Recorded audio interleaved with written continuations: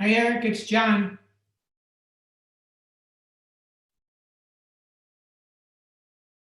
John, can you hear me? Hi, Eric, it's John. Yeah, I hear you. Cool. How are you? Pretty good.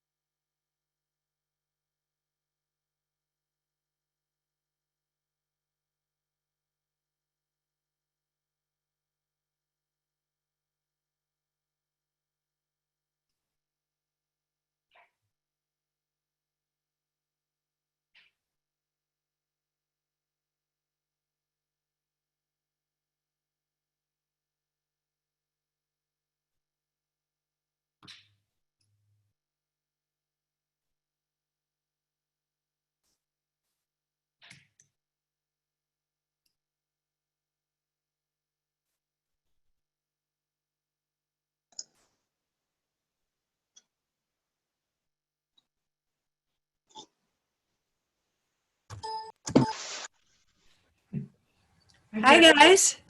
Hi, John. Bob. Hi.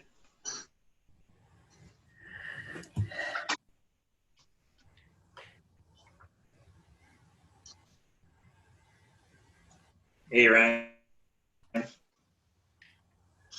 Yeah. Hi, everybody. Hello. Ryan. Hey, you can come say hi. It's not even. Come on, come on, come on, come on. Come here. Come on. No one knows who you are. Get over here. Get over here. Get over here. Aw. Say hi. This is Caleb. He's 8. You can leave him. He'll be Hi, fine. Caleb. Here's Mr. Carson, Coach Carson. What's up, buddy? Yeah. I don't recognize your helmet on. He's got a West Seneca hockey shirt on, actually. Don't be angry about that. Don't be angry about that. Okay? That's what I do. All right? We'll see you later in a little bit. All right?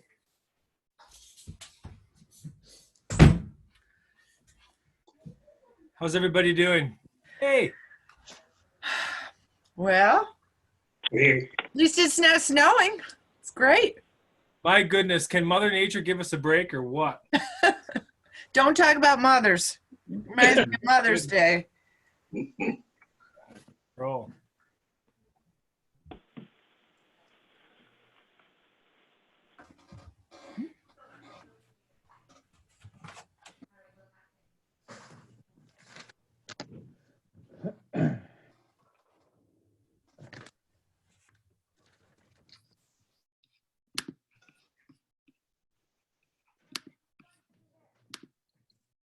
That's fine. Ooh.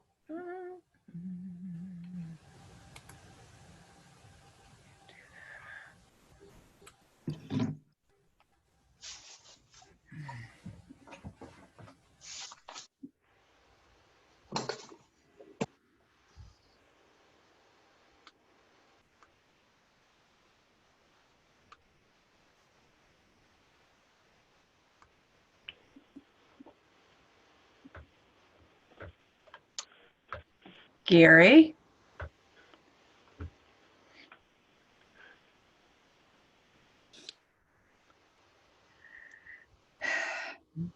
I was muted. Now I'm not. Hello, everyone.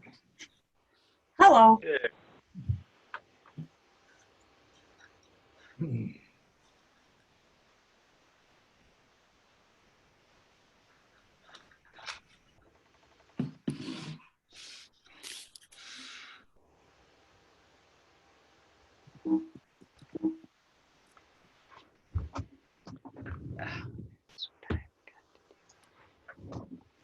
Yes.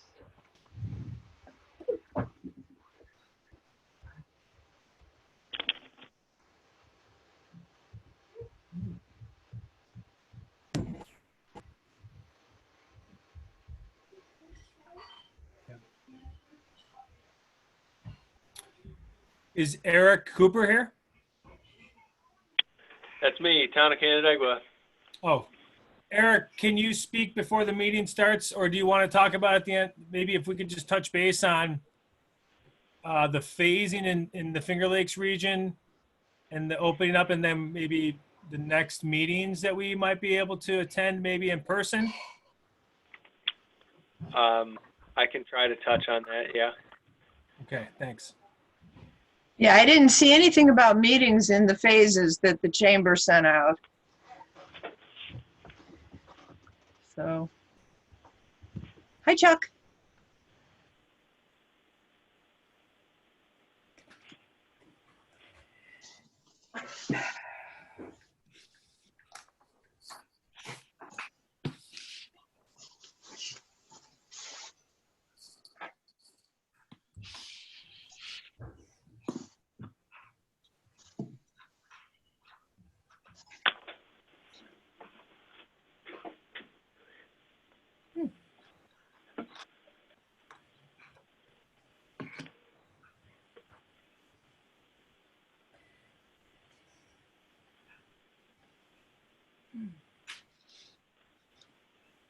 Oh, we do got everybody. Chuck's here now. Yeah, I'm here. Hi, folks. Hello.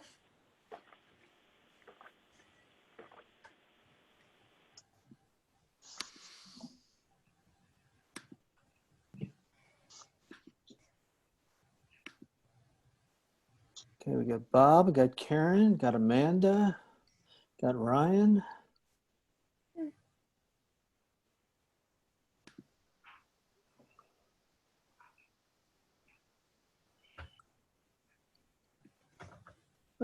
We got Gary. Is Gary there anywhere? There he is. Okay. John Robitella, you're on board. All right. Yep, right here. Okay, folks. I have 6 o'clock. Eric, if you want to put the flag up, we'll do the pledge. something better today. Ooh, gorgeous, gorgeous. Blowing in the breeze. All right, would everybody join me in the Pledge of Allegiance? I pledge allegiance to the flag of the United States of America and to the republic To the republic which stands one nation under God, indivisible, indivisible, with with liberty liberty and and justice justice for all. for all. Thank you very much. Welcome to the May 12th virtual meeting of the Town of Canandaigua Planning Board. Let me do a roll call to see who's available. Board members, Karen Blasey, Here. Brian Stechuk, I am here. Gary Humes, Here? Bob LaCourse, I am here. and standing by as alternate, Amanda Van Laken. There, I'm here. Okay, we have John Robitella, our recording secretary, is taking notes. I believe Lance is there, our representative from MRB, our town engineer. Good evening. Good evening, Lance. And on the flight deck, running the controls, is Eric Cooper, Yep. the town planner. Okay. Hey, what about me? Yeah, What Chris is also here. Oh, Chris, you were down. You were down in my bottom of my participants. You must have signed in late. I'm at the bottom of your I list. don't see you. Yeah, I don't see Chris. It's not pretty. You don't want to see me. Okay. Okay, special welcome, Chris, since I forgot you. All right, we have about 18 participants on the call. For the benefit of myself as well as our secretary, if you want to talk, please identify yourself with your name, your address, so we can keep track of who you are. Please respond when I call upon you as we go through the applications. At some point in each application, I will ask for any public comment. If anyone wants to talk that's not an applicant or a member of the board, that would be the time to respond. And you can do that by raising your hand on the screen. Okay. First thing is privilege of the floor. If there's anyone out there who would like to speak or talk on behalf of an issue that is not on the agenda for this evening, please raise your hand, give your name and address, and now's the time to speak. I don't know. Can you see us? Ah, Cindy and Tony, how are you? Yes, yes. Good evening. Good evening. 5157 Overlook Lane. Yeah, you're coming up next. So if you just stand by for about 30 seconds, we'll move to you folks, and you can we'll talk about your property. Okay, thank you. Okay. Anyone else like to take advantage of privilege of the floor? If not, right on cue, we'll ask the Castellanos to talk. Well, let's Eric, if you would give us some background as to where we stand on this thing. I know there's been some emails regarding correspondence from Gerber, and I guess Lance received a couple of them. If you could bring us up to speed, we'd certainly appreciate it. Okay, so when we originally met, I believe it was back in March or February at this point, maybe early March, there were concerns about the drainage on the neighboring property to the south, and BME and Gerber were to work together and actually develop a plan for how that drainage would be dealt with. The board continued at that time. In between now and then, BME has told us that due to the coronavirus and shutdown and all that good stuff, they haven't been able to go out there and essentially develop that plan that the planning board has been waiting for. Late last week, I received a call from Stephen Pigeon, the neighbor to the south, who said that somebody from Gerber had been over to his site to look at it, and they, talked about it. So my understanding is that they're working towards a solution, but that we have not received a revised plan at this point. And if Lance has been in contact with BME more than that, he might be able to shed more light on it. No, this is Lance. No, I haven't heard anything more than what you just referenced for the board. And I guess the preface on this thing is it all started with a first floor elevation that was different than for the Castellanos property. That was higher than what was originally proposed, and that sort of set this whole thing off. And I know Mr. Pigeon expressed concern at our meeting when we were all together that he's been affected by some of the drainage issues. Tony and Cindy, I just, other than the first floor being higher than what it was planned, and that really hopefully is not causing you folks any consternation, you have some drainage problems on your property too, right? We have some low spots that that need to be fixed that we've been talking to Gerber about, but that's really the main problem. It's on our checklist. It's not anything severe, but it's definitely 2 areas of issue that they're aware of, and on our warranty checklist. So there's just some low spots in the yard that tend to puddle up that are not draining, that they said that they would take care of for us. But as far as major drainage problems or anything like that, we don't have any. Okay, well, maybe we can help you get those issues fixed also when we talk to Gerber about the overall, both the Pigeons and your property in terms of the amended plan. So I guess at this point, for the board's purposes, unless any more of the board members want to respond. Sorry. Is that one of our board members? So sorry.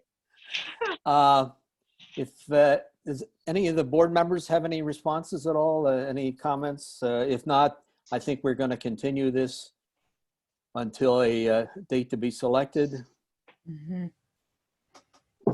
Okay, hearing none. What date do we want to put in the blank for the resolution? You want to put the next meeting, or do you want to push it out to the second meeting in June, or the first meeting in June? Can we I think Cindy and Tom might have some input into that. Yeah. So I did get an email from Gerber today that their plan is to have something to the board by the next meeting. We've been obviously frustrated that this has been dragging out, and while we really don't think that the elevation is causing any real drainage problems, that this has been we've been kind of caught in the middle and thrown under the bus with some other issues with the neighbor who's had other issues, I think, with Gerber, and we just really want to get this thing resolved as quickly as possible. So you want the next meeting? Is that what you're saying? That's what Gerber said, that they were going to have that BME would have the report ready for the next planning board meeting. Okay, we'll fill the blank in with May 26th. Can I suggest something though? I mean, if you want to do the 26th, that's fine, but generally you guys want to have the materials at least a week in advance so that Lance can look it over, or anybody can look it over, really.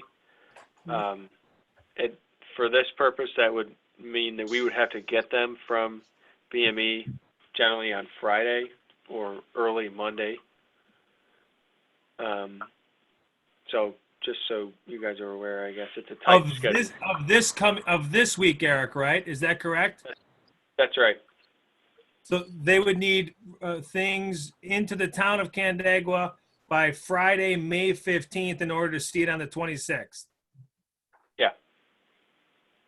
I would kind of say for this one, that might be a little, now that we're reviewing things electronically and not depending on getting hard copies in the mail the Tuesday before, personally, I'd be willing to still try to do that on the 26th. I think we can get I'm not sure by the 15th has to be hard and fast. Yeah, I'm okay with that. I don't mind reading it ahead earlier. Or, I agree. Or later in this case, yeah. Later in this case, yeah. Yeah. Worst case scenario, we do another continuation, right? Yeah. Yep. So Yeah. you can go. I think we try. We go for the 26th, and if they can't get it to us in time for us to do an adequate review, then we just push it again. But we got to try to push for it for the 26th. I'll second that, Gary. Got a movement? Right, so Okay. that's my motion. That's my motion. And I'll So- second your motion. So Gary has moved and Karen has seconded a continuation to the 26th for this particular application. So any other questions? Does that sound good to you, Tony and Cindy?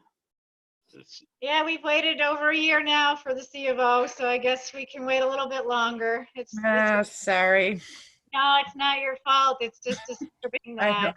Well, when you get it, you can frame it and have it hanging on the wall. I guess- His issues and his personal issues are coming into causing a lot of grief on our part, but we're really trying to hang in there. We know that we're not involved in that in any way, and we were told writtenly today that we were not, but I know you guys need the proof. We just know these are two separate issues, and you know, it's kind of hard to be attached to that one because he came to our meeting. I know this is how it works. It's just really hard. Okay, well, Gotcha. no reason to be in the middle. Hopefully we can help you out with that. And Oh, we hopefully, appreciate it. We appreciate all you can do. okay. Thank- All right, I have a motion and a second. All in favor? Aye. Aye. Opposed? Okay, all right, well, On that, Chuck, so just now that we've passed that, maybe just, we could have Eric or somebody just call them and make sure that they're aware that we continued it to the 26th, and therefore, if they can get those drawings to us as soon as possible, that would be appreciated. Will do. Thank you. Thanks, Okay. guys. okay, moving on. We are doing a continued site plan review of the DeMarco Group, representing CGA CR10 LLC, owner of property on County Route 10. And there's two actions involved here. And I guess we'll take them in the order that they have to occur to be procedurally correct. The first one being the revised preliminary overall, which we discussed at the last meeting, which needed to be done before we could do the final site plan for phase 2. So any other questions on the amended preliminary overall for Creekview?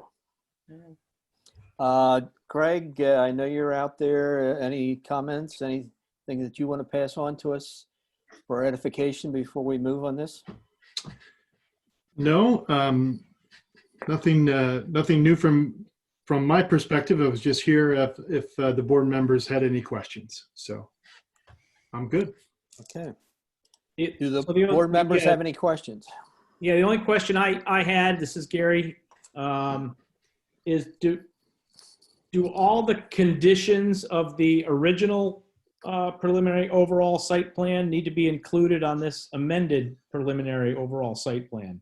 That was just a question, because it seems like there's only 3 conditions, and I assume there were a lot more on the original one, and I just didn't know if they needed to be included, or a statement on here that said all previous conditions are also included on this one. Yes, board, this is Lance. I went through the previous conditions, being that I would say about 95% of the site has been completed and constructed, that most of those conditions, as previously approved, were already addressed, specifically as it related to preliminary overall approval. The only one that I carried over that I thought was more adequate with what we're talking about today was the updated management and operation plan. I'm not sure that needs to be updated, but being that there's some changes that may need maintenance, that may have some verbiage that's required to be included, I thought that as a condition of approval, we would include that language so that it would be provided to our attorney for their review and approval as it was required as part of the preliminary overall when this first came to us. I most certainly can add that statement in there if the board would feel more confident and comfortable with it, that all previous conditions would have to be addressed, but I went through it all and I didn't see any that would pertain to this at this time.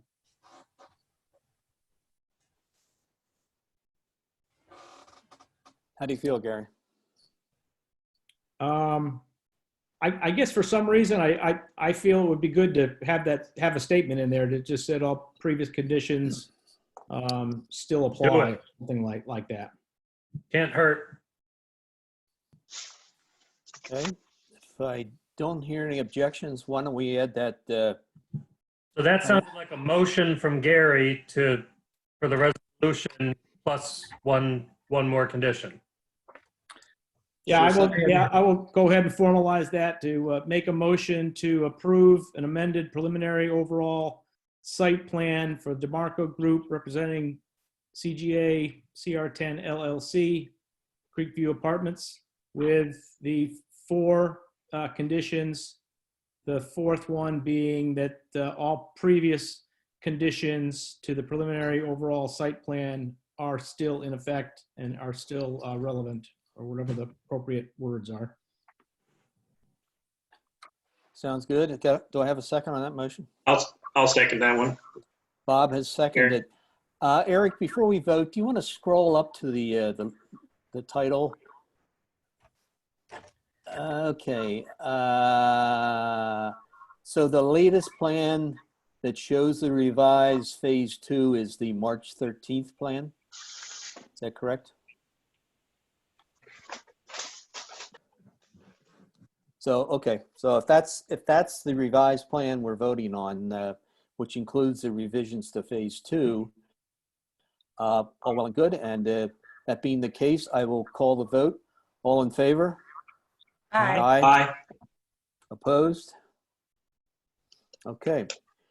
Moving on to the phase 2 final site plan for Creekview Apartments.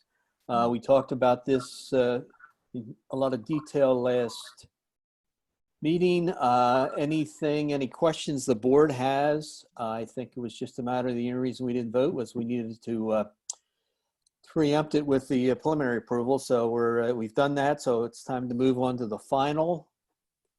And any other questions from the board members?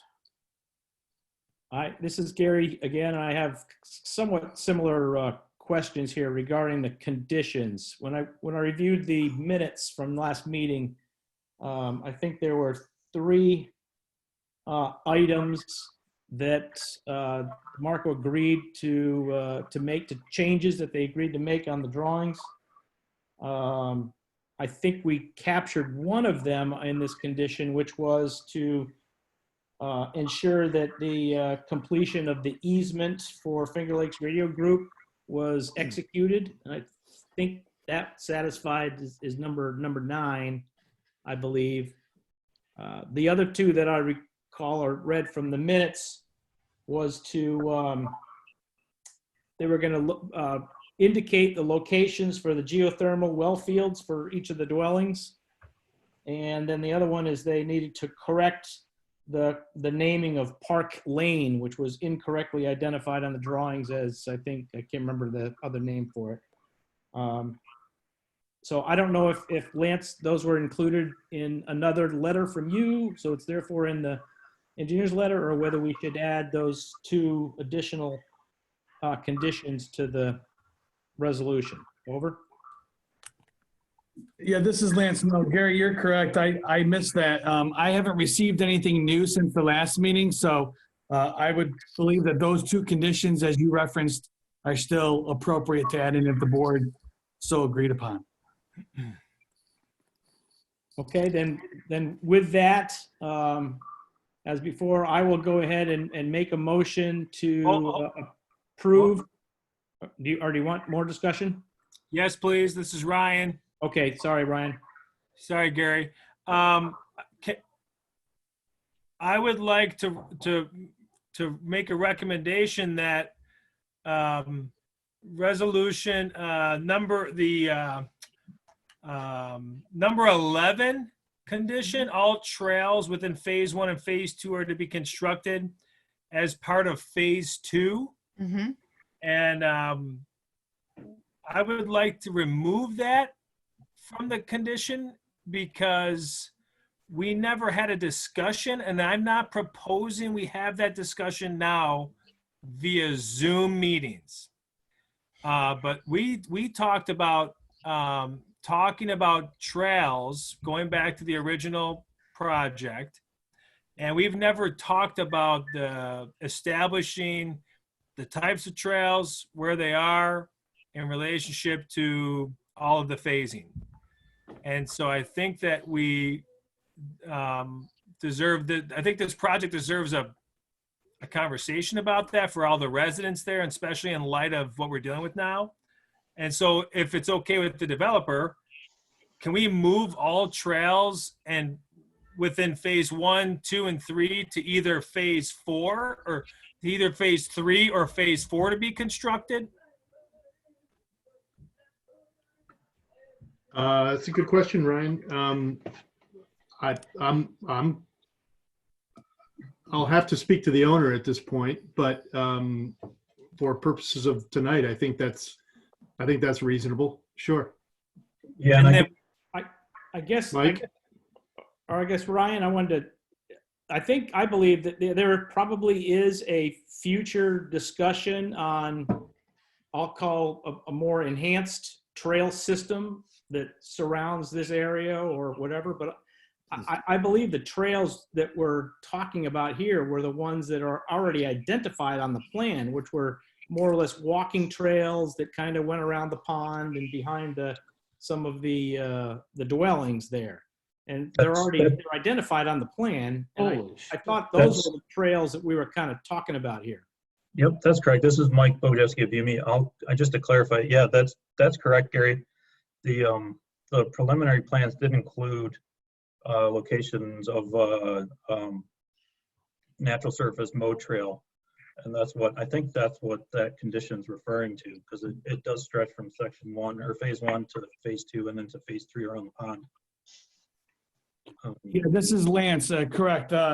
Based on the original approved plans and then ultimately the final phase 1 plans, there are some nature trails that were to be installed, and I don't believe they are at this point, for obvious reasons. And then, so the intent here was that we would have some condition that would require those trails, as shown on the final plans, installed to their fullest by the end of phase 2. Now, obviously, Ryan, I think that, as Gary and you referenced, there may be a need to have a more enhanced or detailed discussion or dialogue on the overall trails and maybe the materials of those trails as far as future phases. But the intent, at least in this condition, was to require them to install the trails as shown on these plans and on prior plans to be installed by the end of phase 2.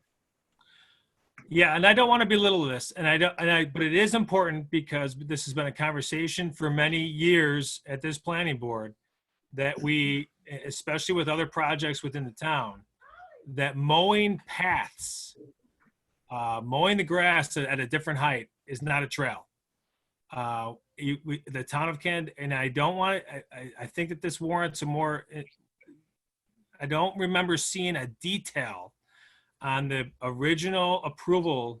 I could be wrong, but I believe that we had a conversation that was talking about the surface material of trails that would be durable. We've had children families talk about mowed are not trails. I don't think it should hold up this phasing. Now, Lance, I don't know. I mean, Eric and Lance, can you speak to that?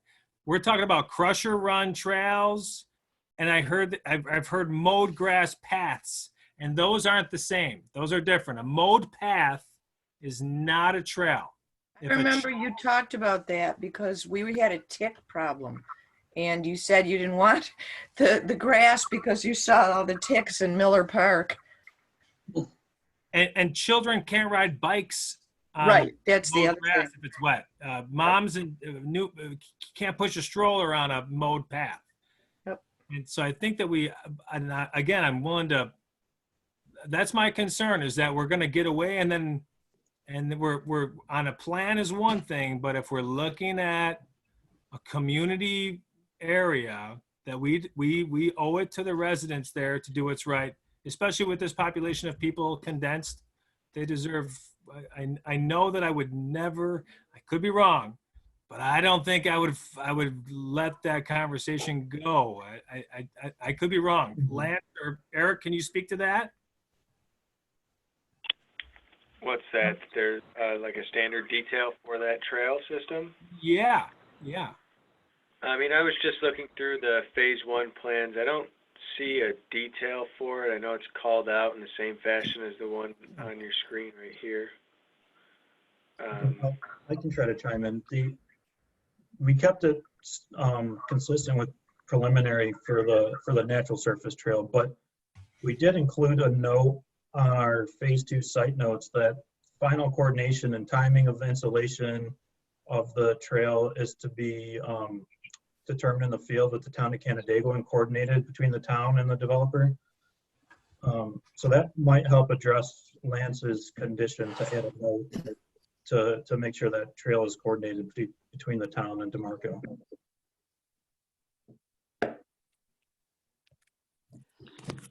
Couldn't we make the makeup, the material of the trail as part of our discussions when we talk about the enhancement? I know part of that enhancement was including the potential, the possibility of a trail along the outlet.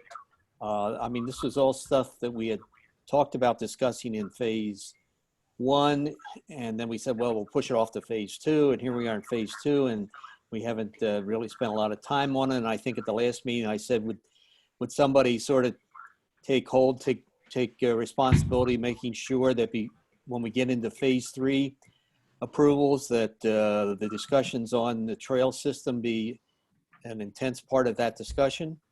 But again, for the purpose of this application, I think they're showing it in the alignment, the locations of where the trails were to be as in coordination or in concurrence with the preliminary plan.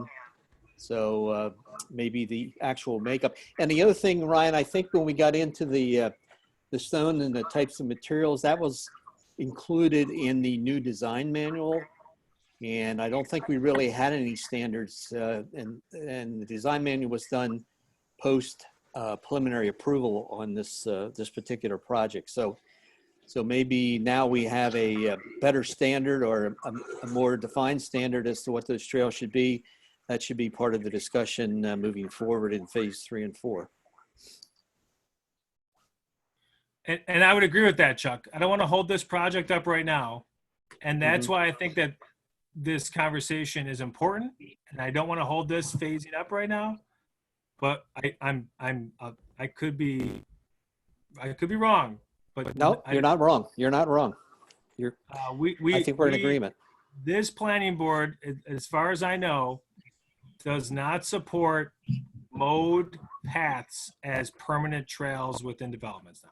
Could be wrong about that, but I don't think I am. And so I would like to, that's why the conversation, I think, what's the easiest way to move forward, Eric, with capturing the theme of what I'm trying to, and the spirit of what we're trying to talk about? It's tough to not, I mean, it's tough to approve it, it seems like, and then change the manner in which it's going to be constructed at a later date. I mean, obviously you'd have to bring the applicants back in as well as the board to reapprove changes, it seems like.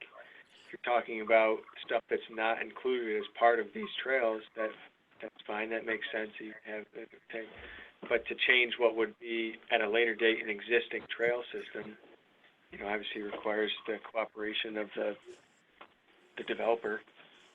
It's already in at that point.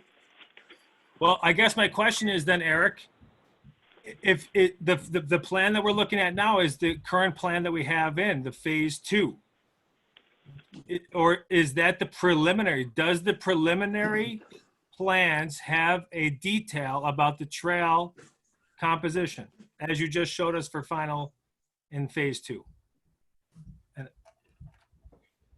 Mike, can you speak to that? Yeah, we kept the trail consistent with the preliminary plans and preliminary approvals. And like Chuck had mentioned, if there's other discussions for additional stuff between Greg and DeMarco and the town, I mean, there's nothing that is stopping that at this point. But for the phase 2 approvals, we kept everything consistent.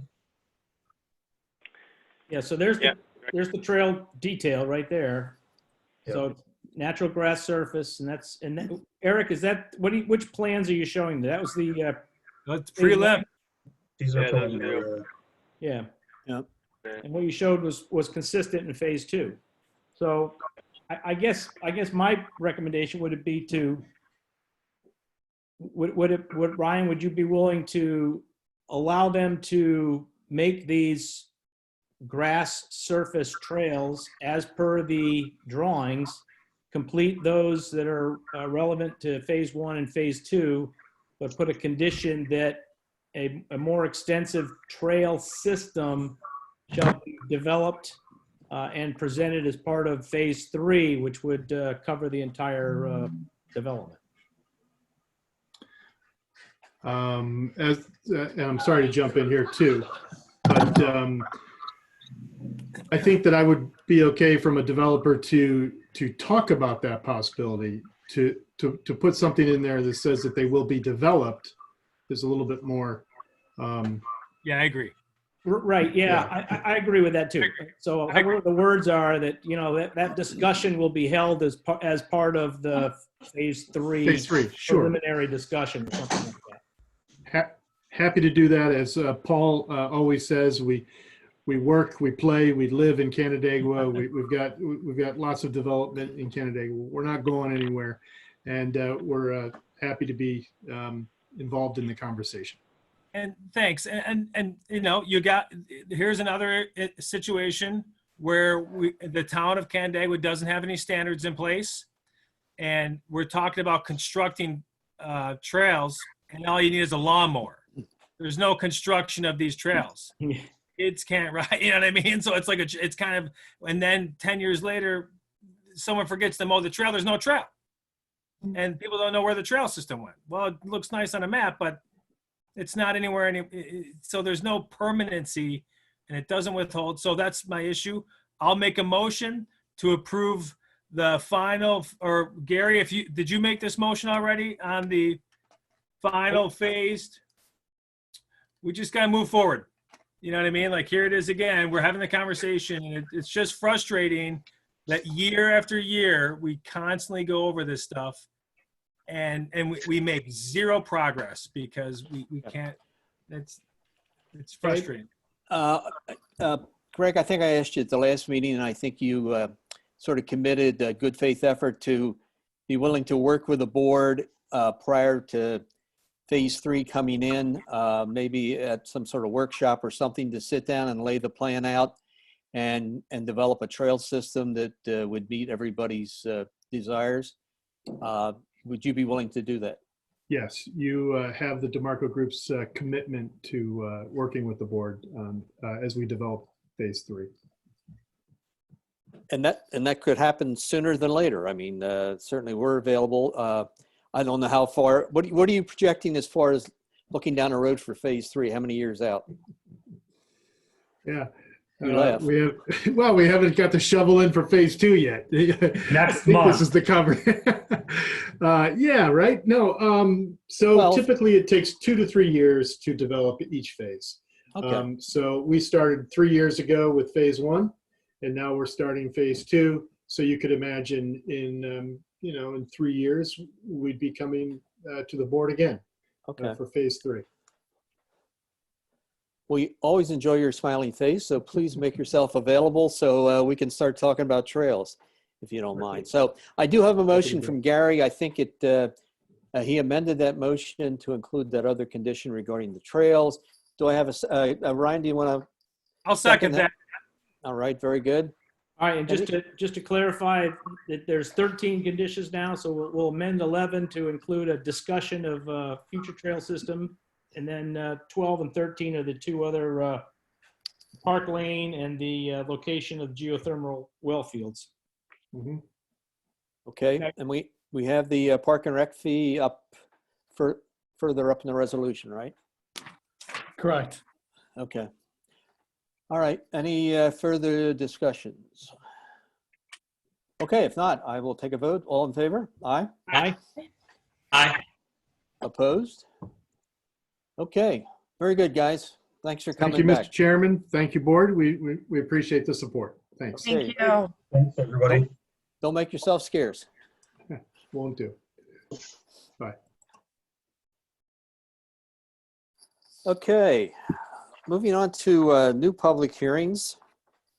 Let's see, do we have Dan and/or Bill? In the audience? Bill Grove? Dan Opine? I think I saw Dan here. He used to be in Farmington. I was right. Can you hear me? Dan, He was in yeah, import. now we can. Dan, Is he there? there he is. Can you see me? Yep.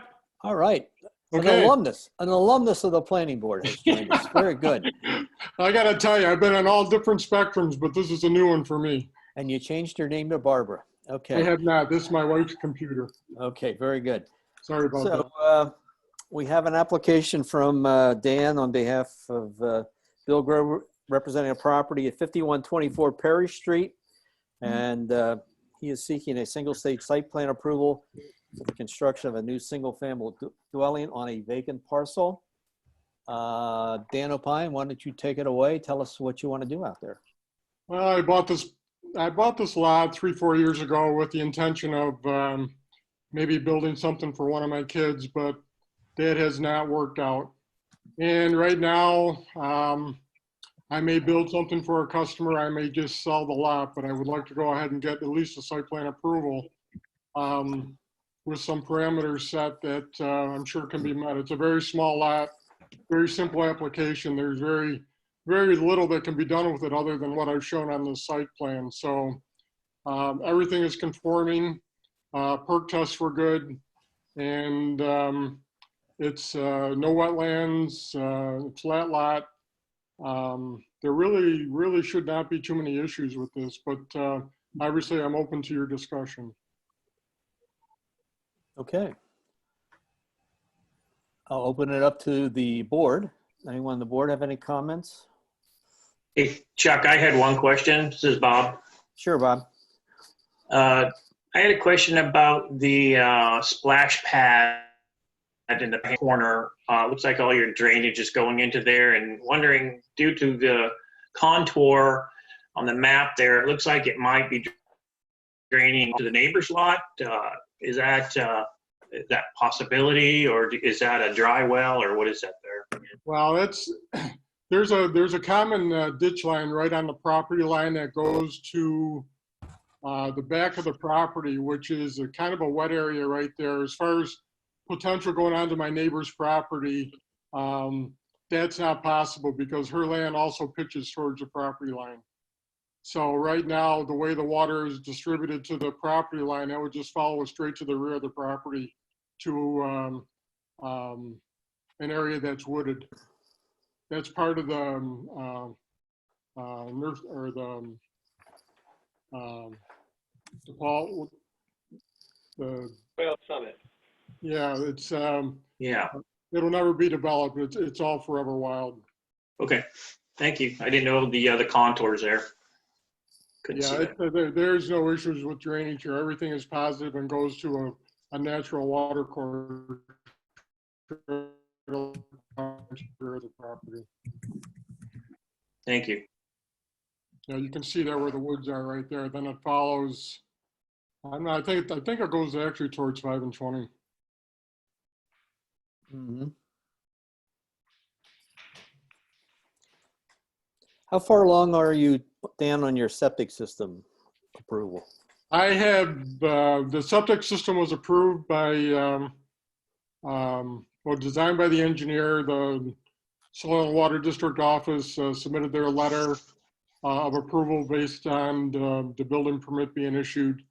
So the design was monitored by the Soil and Water District Office and done by my engineer. The perk tests were all done. So the design should be pretty solid. No work has been done on the site other than the deep hole tests and the perk tests. But you're fairly comfortable with that. It will fit within that footprint. I am comfortable. That's why I designed it for a smaller home. Okay. The lot is pretty much maxed out. It's a 1/4 acre lot. It's not a lot of land, but it's not a big house either. It fits with the area homes to both the left and right. It's just going to be a ranch, a very small home. It should fit into the neighborhood very well. Okay, the driveway, you do have it paved to the right-of-way line. I see you have sidewalk out in front of the lot. The town put that sidewalk in, I think, 4 or 5 years ago. Yeah, I guess the sidewalk itself is probably a standard 4-inch concrete on 4 inches of stone. If it was a sidewalk being placed for a new driveway, typically it's, as you know, it'd be a 6-inch reinforced concrete. But I guess we can leave it as 4-inch, and if any vehicles start to break it up, you just have to replace it. Yeah, does the town actually have specifications now for this or not? Because typically there aren't too many sidewalks in the town.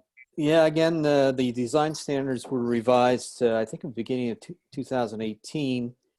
And it includes, I think, a standard for sidewalk where a driveway is involved. Correct, Lance? Yes, that's correct. I was looking for the detail now just to reference it, but yeah, it was adopted as part of the 2018 site design criteria, where we do have a standard detail for sidewalk as it crosses the driveways.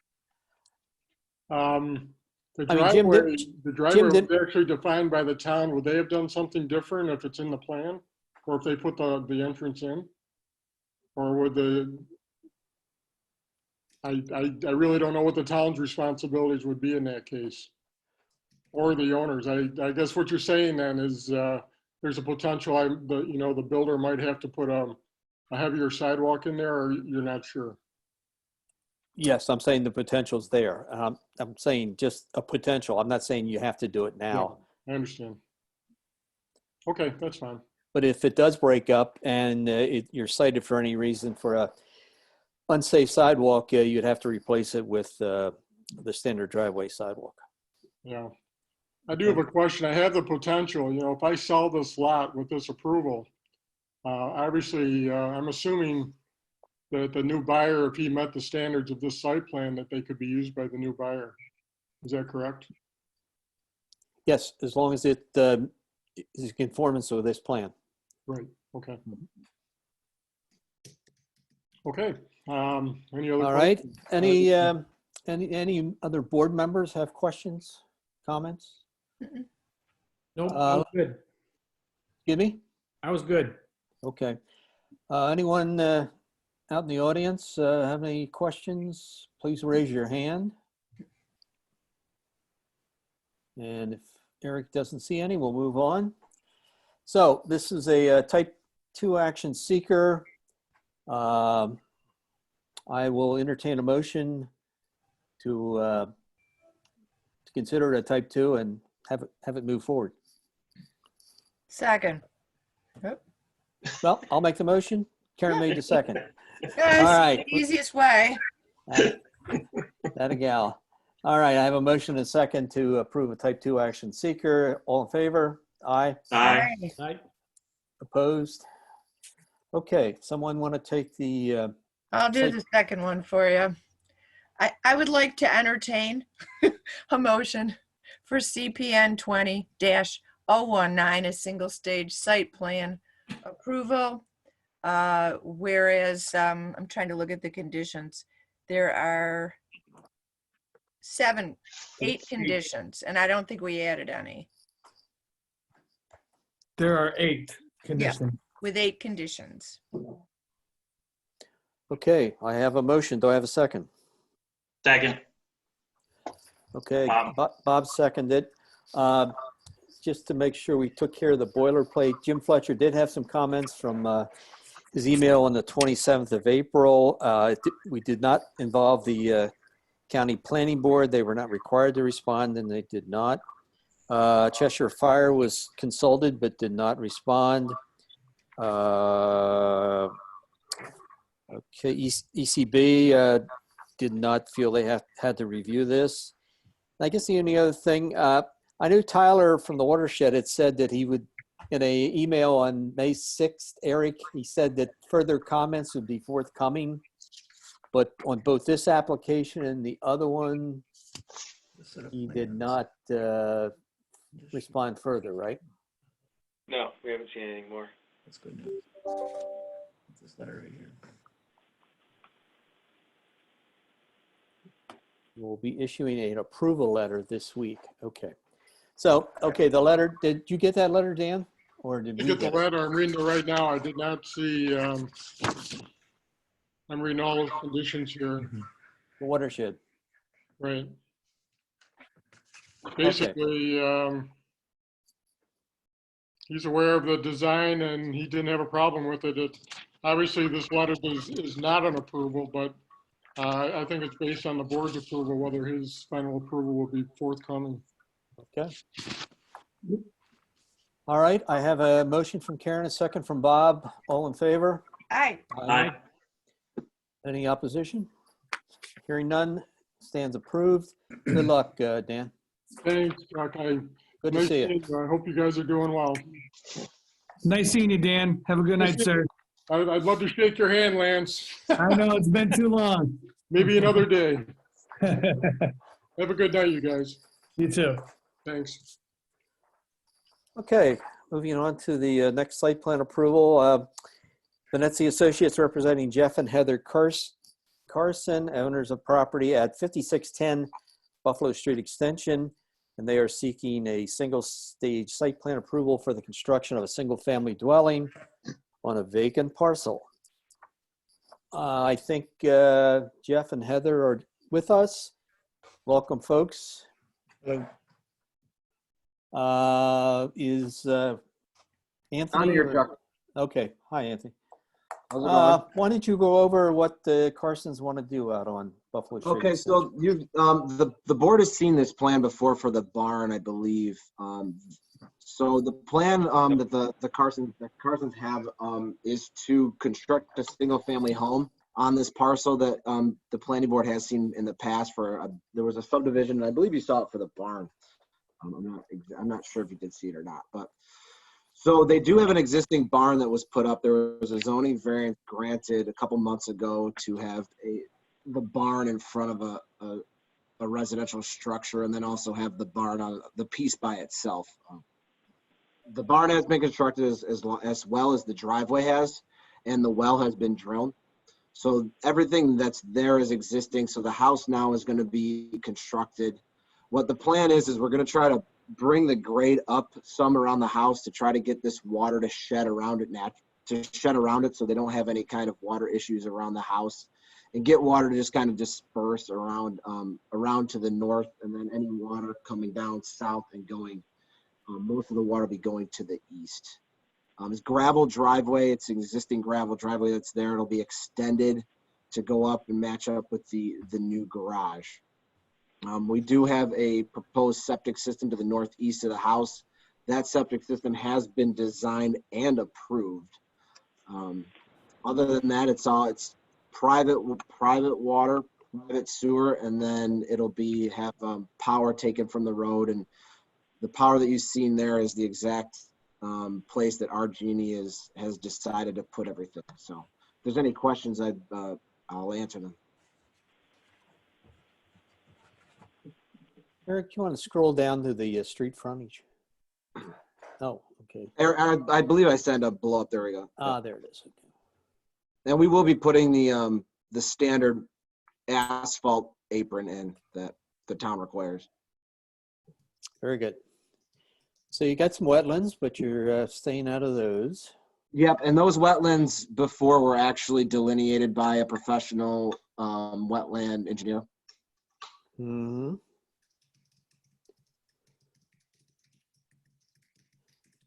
Okay, board, I'm open to comments, questions. Seems pretty cut and dry. Yep, it was a good plan to me. I looked at it pretty closely. Yep, I agree. I didn't have any questions. We saw the barn, but we didn't see the house, correct? Right. Yes, Yeah. the barn was the I first recognize it, stage. okay. Yeah, the barn was the first stage. You saw the barn, you also saw the subdivision. So Okay. it's been in front of you I a don't couple think you times. guys It's been a did stage see the process. barn. That would have only been a zoning board application. Yeah, we didn't see the barn. Oh, you didn't? Oh, okay. Because No. well, maybe I saw it when it was on zoning, but it looked real familiar. But It was probably Karen, it was probably the subdivision. Okay. I think this is a beautiful plan, a beautiful place for a house. I'm ready to move forward on this. Okay. It went through the typical ringer with the reviews. The Ag Committee, I don't know if they actually looked at it, but there is an Ag statement that's included in the application. Jim Fletcher had a couple of comments, nothing major. No need to talk to the county planning board.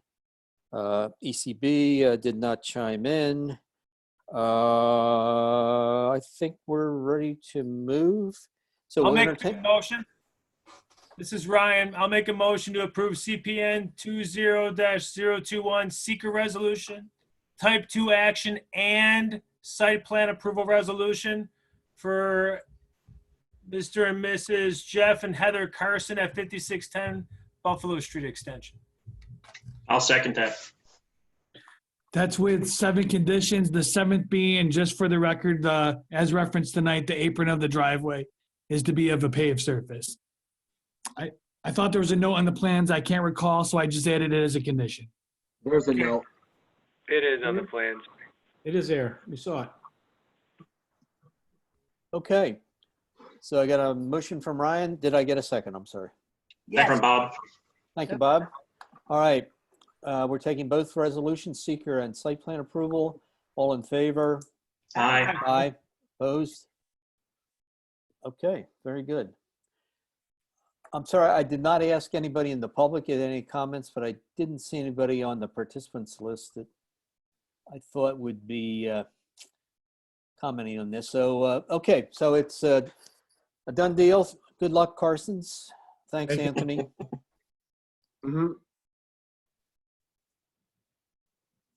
All right, another new house. Moving on to Mark's Engineering, representing Frank and Joanne Neubauer, and they're owners of property 000 Grimble Road, and they are seeking a single-stage site plan approval for the construction of a, who would think of it, a single-family dwelling on a vacant lot. The Grimble, Brennan, I see you're here. Are the Grimbles Yeah. here also? The Neubauers? Oh, Neubauer, excuse me. The Grimbles. No, I don't think so. Okay, They have a hard time with Zoom or computer. okay. Uh, That's what they pay you for. exactly. All right, Brendan, you want to tell us what the Neubauers want to do out there? Yeah, so they own a vacant lot on the south side of Grimble Road, which they plan to. They've actually already sold their house, which they own, which is right next to it. They've already sold that, and they plan to build their retirement home.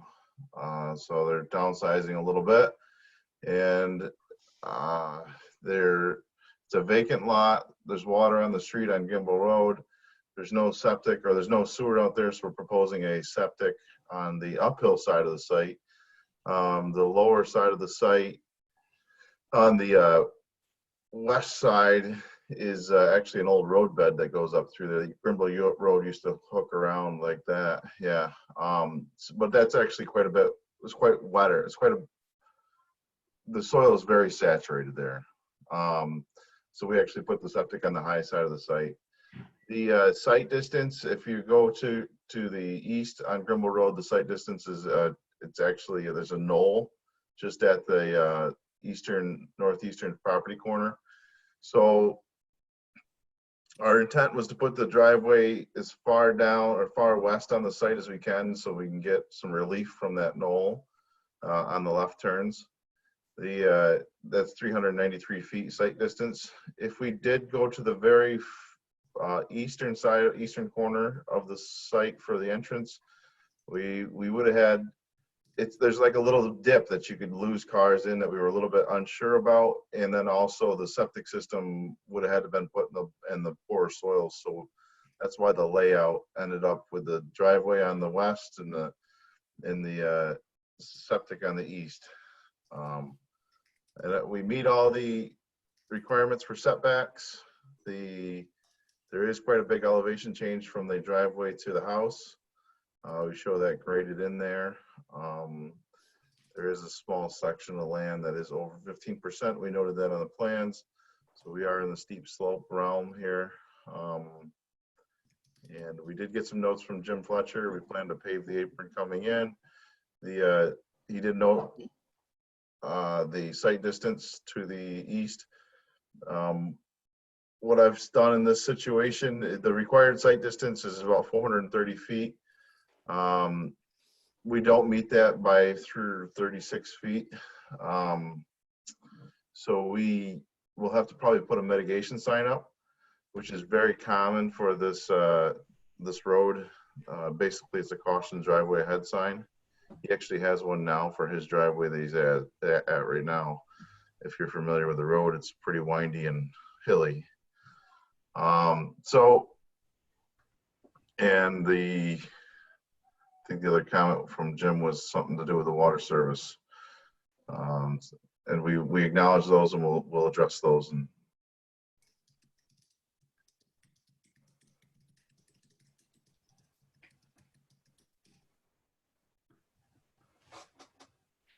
Okay. Jim will, he'll determine the driveway culvert size? yeah. Okay. Okay. All right, questions from the board?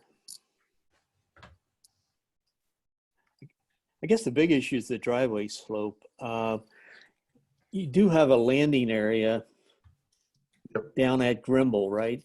Where you Yes. flatten off? Okay. Yeah, landing in the garage too, and then at the entrance to the road. Yep. And you're at, would you say 17%? I'm sorry, the percentage of the driveway slope? I think it was 15 or less. It might have been. I think it was around 14. Oh, was it? Okay. Yeah.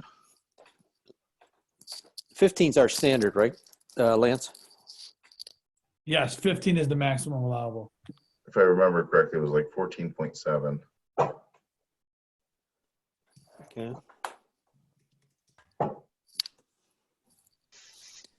This is Gary. I've got just a couple of questions.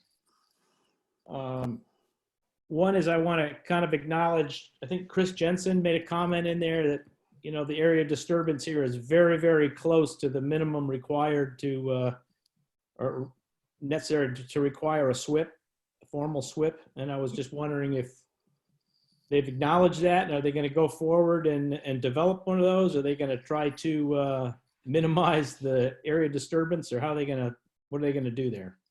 So yeah, I mean, we all know the 1 acre threshold. We designed to it, and we're very honest with you in the grading plan for the site. You know, we've shown the grades at 3-on-1 or 4-on-1. We're not showing steep cliffs at the 2-on-1.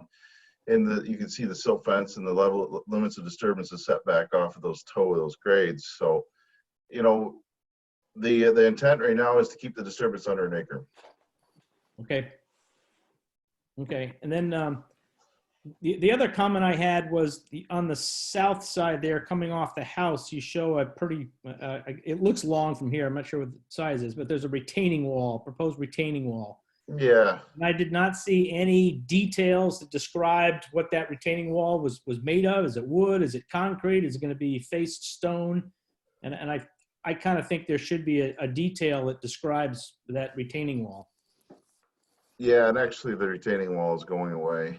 Yeah, we've been back and forth on this several times, and they, you know, honestly, the discussion with the client was maybe we should have it there for the walkout, and now they've kind of realized the cost of the project, and we're starting to shave things out of it. So the retaining wall being one. So that retaining wall is going to go away. So you're going to remove that from the final drawing then? Yes. Okay. Those were my two questions. I think it's a great looking house, by the way.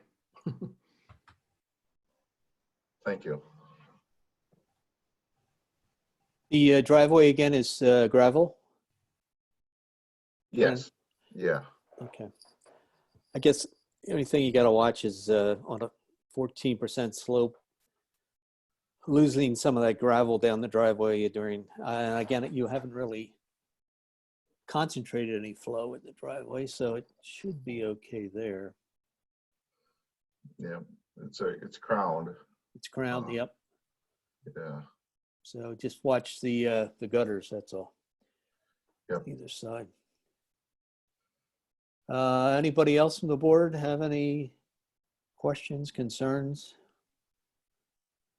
Third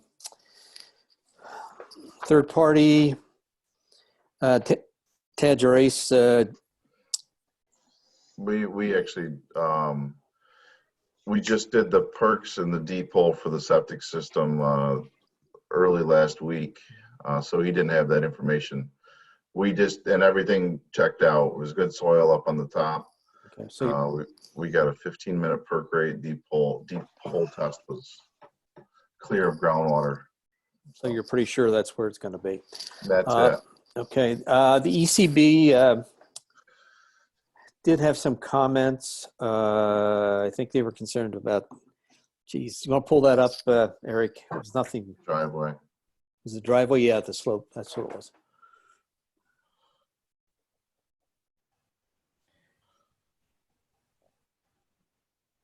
I don't know where else they'd put it. I kept Yeah, I thinking think about that. we went through We're this. really pigeonholed by the septic more than anything. I mean, if you were looking at that lower side of that site, you see standing water. On the uphill side of the site, which is about 15 or 17 feet higher, and it's good topsoil. Actually, looks like there was some fill put in there from when they rerouted Grimble Road, so that actually helps us. Okay, and again, because of the driveway slope, your soil erosion control measures have to be spot on.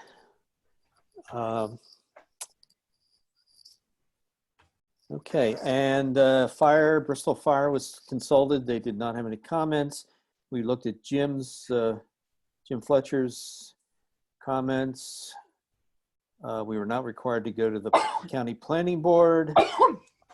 Was there a question on the height of the building? Was that something someone from the board had brought up, or was it something that I read in one of the correspondence?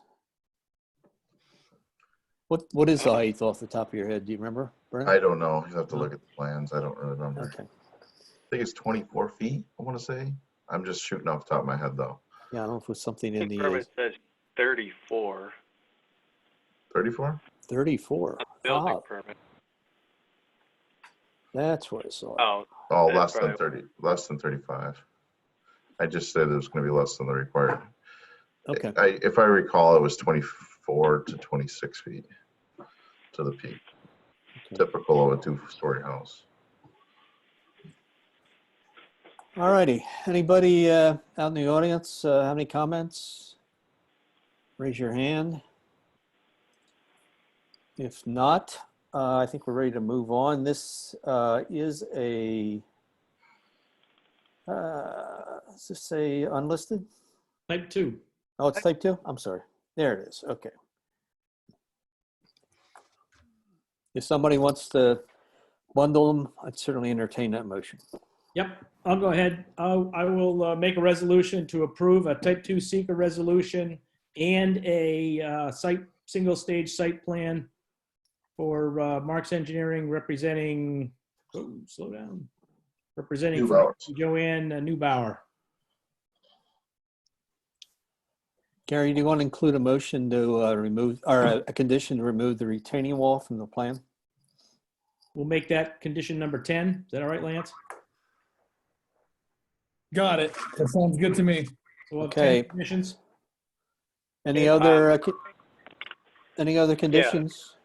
Condition 7, in talking to Tad Gerace the other day, they don't apparently issue approvals for it. They provide comments.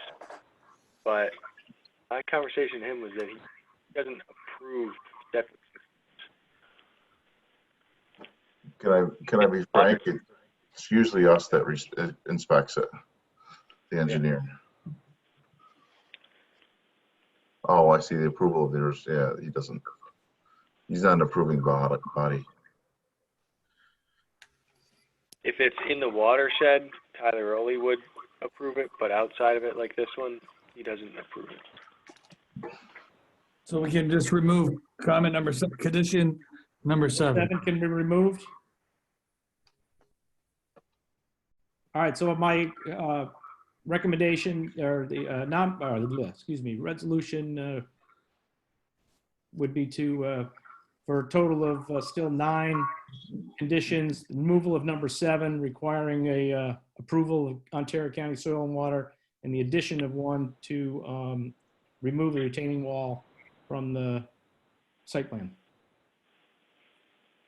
Okay, I have a motion. Do I have a second? I'll second it. Bob seconded. Bob. Okay. Thank you, Robert. All right, I have a motion, a second to approve both the seeker and the site plan. All in favor? Aye. Aye. Opposed?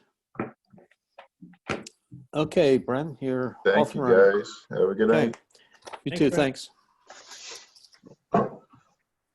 Okay, moving on to board business, other board business. Could I get a motion to approve the April 29th minutes? So moved. Okay, Second. all in favor? Aye. Aye. Opposed? Karen, did you, I know Lacey was on the last agenda and you had asked that the ECB review it, and they did at their meeting last week. Did you see their comments on it? I did. They had quite a few. Okay. I know we approved it, but you also had asked that they look at it, and they did. So I don't know what else we can do at this point. So hopefully It's advisory, but I think they were helpful. okay, good. That's what I wanted to hear. All right, no referrals from town board. Recommendations from the ZBA, there's nothing there other than the summer haze. That'll be something that'll be coming up with a subsequent application that just came before the ZBA and us. So that's coming, standby for that next month. Unless anybody has any questions, we'll move on to other business.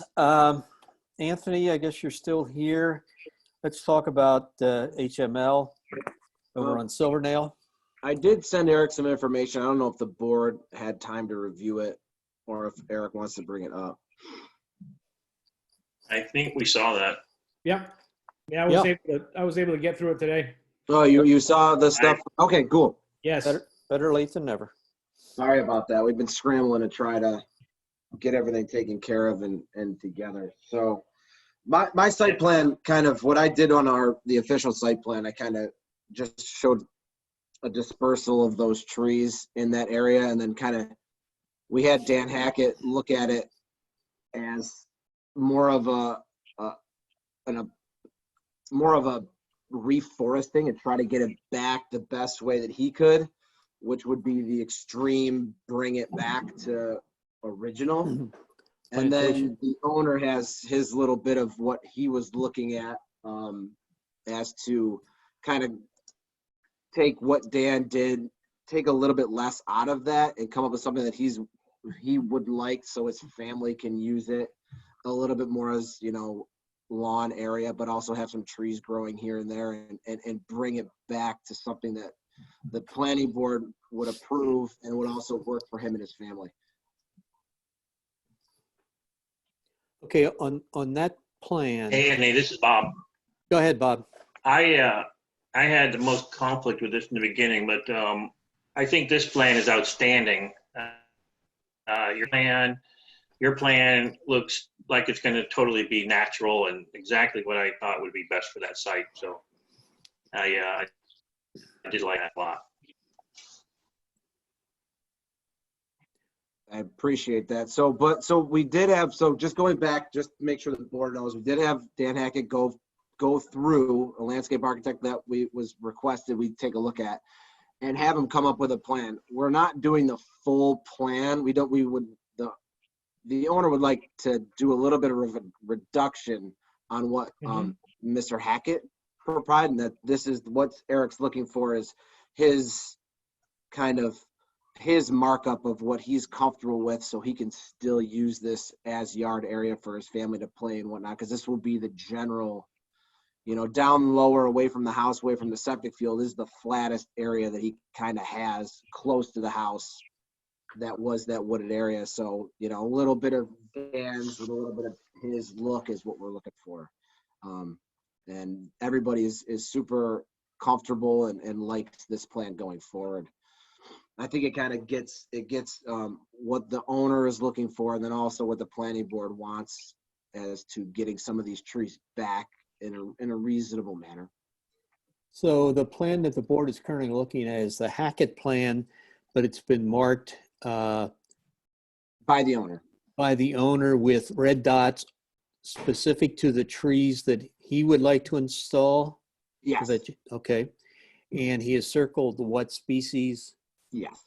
He would like to install? Mm-hmm. Okay.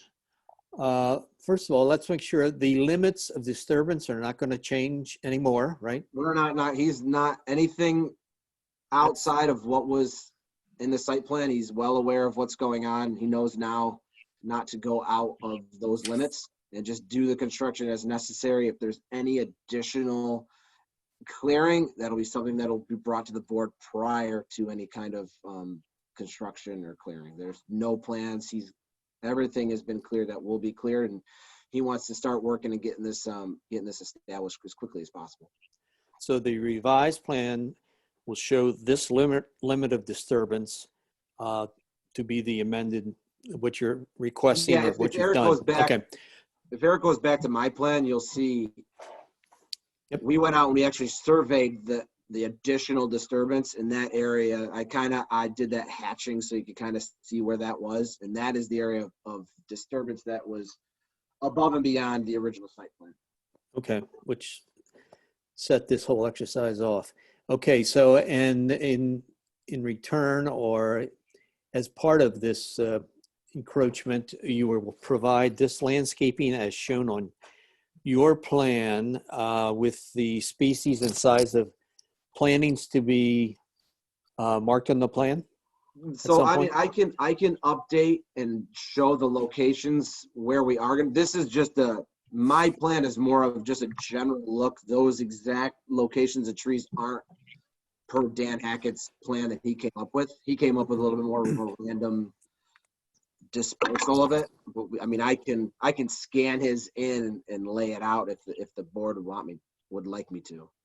Yes, if you could merge his plan with your plan. I will merge that plan with my plan for final signatures. And have a tree schedule as to the species and size of trees to be planted. And Ryan, any comments on the what is proposed here?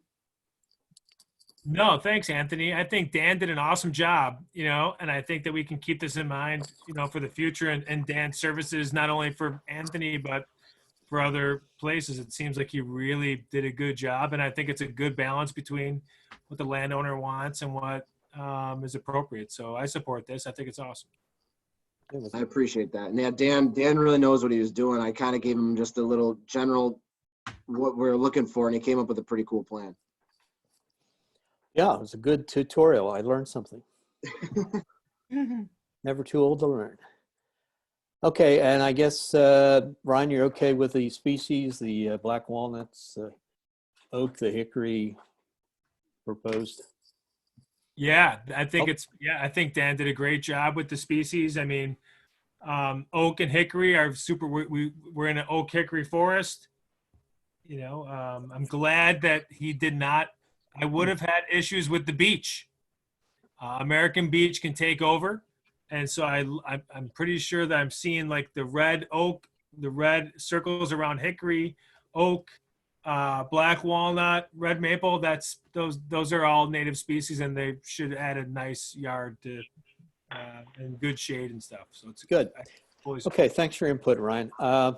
Anybody else on the board have any questions, concerns? I think we can move this thing forward. So we'd be looking for a motion to amend the site plan. And at some point, as I said, Anthony, you'd have to supply that plan subject to the review that we did this evening. Yes, I'll work on that this week and get it to you as soon as possible with that kind of a mashup of Dan's plan and mine. And that could be signed off on. Okay, well, if the board's okay with me, and I guess Lance would also look at it before signing, confirming that the plan is in accordance with what we talked about tonight, we can go ahead with a motion to amend the site plan. Someone want to do that for me? I'll make that motion. Bob? Entertain that motion for CPN 19040 Venencia and Associates representing HML Properties at 5131 Silver Nail Road, seeking that amended site plan approval. I'll second that. If I may, you second that with the following suggestion. The first whereas, I'm going to have to update with the information received today so that it incorporates that into our whereas. And then the fifth condition would be, as discussed with Anthony, them revising the plans to incorporate the Ted Collins landscaping plan and providing a landscape schedule. Am I correct? Very good. Yep. I would say the modified Ted Collins plan, the one that was modified by the owner. Correct. Yep. Okay, have a motion by Bob. Second. Thank you, Karen. Any further discussion? If not, all in favor? Aye. Aye. Opposed? Okay. Anthony, if you can go back and tell the folks that everything seems to be okay and they're off and running. I just talked to him just a second ago. He was happy, and he thanks the board for all the help in getting this moved along, and so him and his family can build their dream home. Good. We wish him luck. Okay. Are the Luptons with us? Alan, Elizabeth? Yes. Okay, good evening. Sorry to keep you waiting. Oh, you're fine. Thank you for adding us to the agenda. Somebody has to be last. All righty. There's been a lot of emails flying around on this one. If you want to bring us up to date, Alan. Yeah, I was. Or Anthony, as to where we stand. Well, I was going to suggest if you had the quick PowerPoint presentation we put together, because I think it shows pretty easily the changes that we have. And so really, you know, as this conversation's been going on, we've been sort of in the design phase for a while. We were working, you know, mostly with Pete and Venenzia and then Sue, and we finally just brought on board Spall Construction that's going to be acting as GC. And so they've kind of helped us with figuring out the cost aspect of the project. And so there were some decisions that we made early on about having some storage in the basement and things. And we didn't realize, because of the floodplain, we didn't fully comprehend how much that was going to push the house up out of the ground and what some of the added costs were going to be.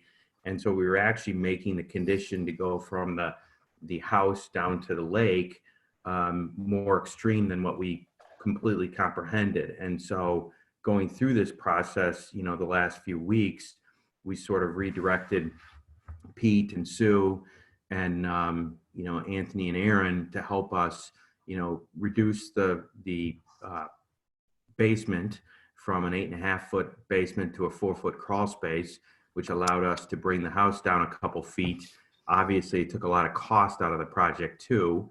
And we eliminated, if you go on to the next slide, I think it'll show, you know, actually, I'm sorry, we should go one more slide.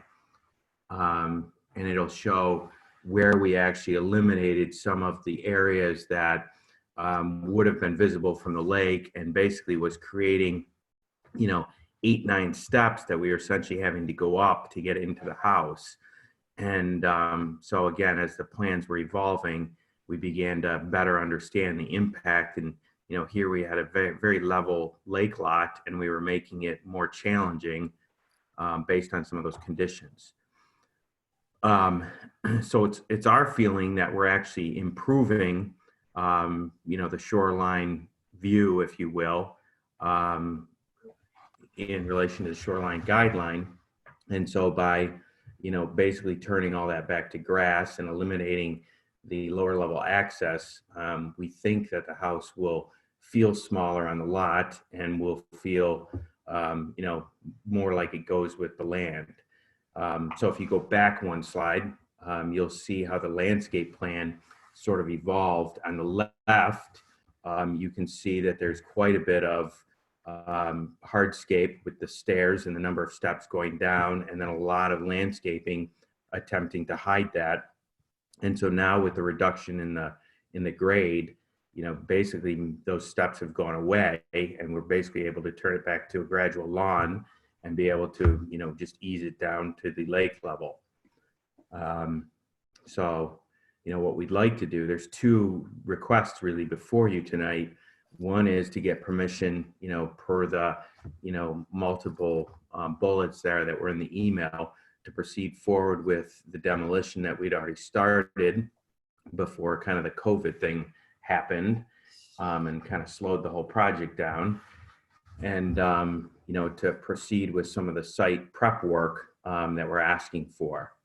And then, that kind of outlined it. And then the second thing is to, have the planning board consider and, potentially rule on the fact that this is not a consequential change from what we already had before you and what you already approved.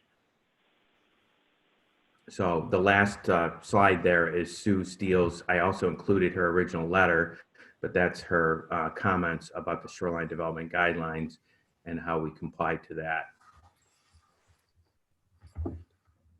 Okay. Anthony, anything to add? No, I mean, most of the engineering and stuff when we were doing the stormwater it's the same kind of stormwater management we were doing before. So on that effect, it was just altered with the new grading, but the stormwater management and all that is essentially the same.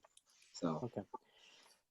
So there could be two actions here this evening. The first is the original request to do the advanced site preparation in not conformance, but in consideration of the plan that was previously approved. And I think we can discuss that first. And Lance, I know you have a couple concerns, more procedural than anything else as to how we proceed here. Maybe Chris wants to chime in also to make sure that we're following the proper protocol. Sure. Maybe we can do first is have Eric go through what he perceives to be the procedure, because I know due to all the emails that went on today, I think he has a suggestion that may work, if Eric's okay with that. Yeah, we can do that. Oh, where is it?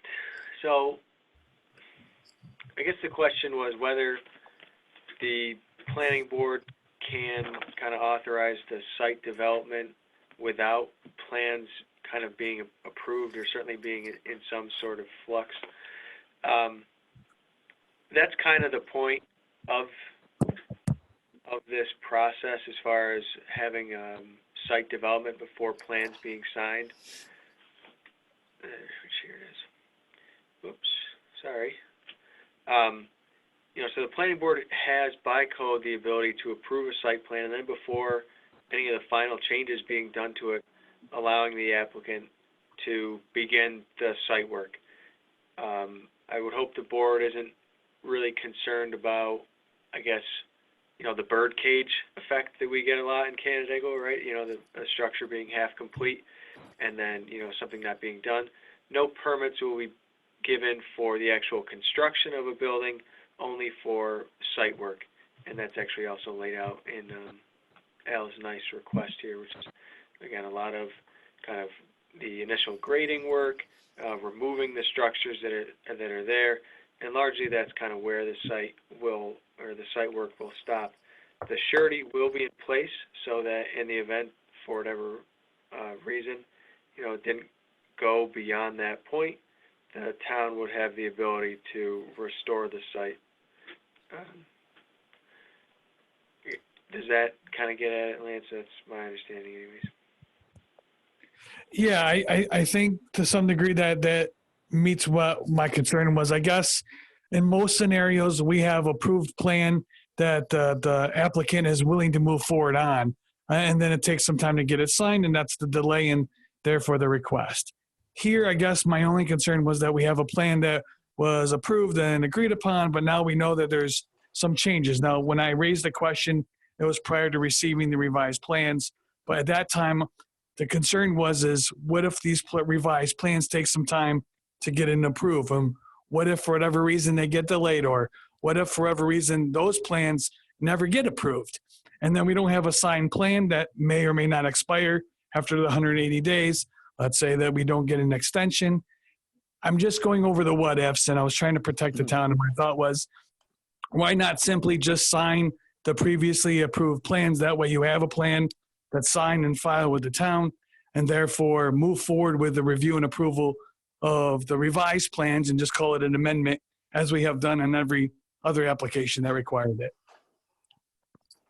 Yeah, I'm okay with that if it's okay with Chris. He's here, right? It sounds fine. I was very excited because the amended plans are actually more in line with the environmental kinds of things that we're all concerned about, with the shoreline view and the more permeable kinds of spaces, less hardscape. Yeah, this is Gary. I kind of agree with Karen. I like the new plan almost better than the old one. So I think that's good. I guess my comments a little bit is I do believe that the new revised plan is within conformance. I guess I'm not sure the right words, but within conformance of the original plan that we approved. We had a discussion about this on another site, I think 2 meetings ago, and I kind of raised the question. That was a site plan that was done, I guess, a year ago or so, and it changed ownership, and they wanted to reshape it and things like that, and which I believe they wanted to do substantially more than what the Luptons are asking to do here. And it was agreed that the board didn't even need to see it, that the town could make that decision without the board even looking at it, that it was in conformance. So I think this is even less of an issue here. It's the same footprint, it's everything. It's just instead of digging deeper, they're not going to dig as deep foundation, and I think it's good. So I think we ought to approve that. And as for the site plan, right now, if you look at that right now, it looks like it's an abandoned building. It's a structure with no windows, no doors. I think just removing that in and of itself, even if it just creates a pad, is going to be better for the site, for the neighborhood than keeping it there. So I would also approve and be in favor of having them go ahead and begin the site work to remove what, quite frankly, now is kind of an unsightly vista from the lake view. So that's my comment.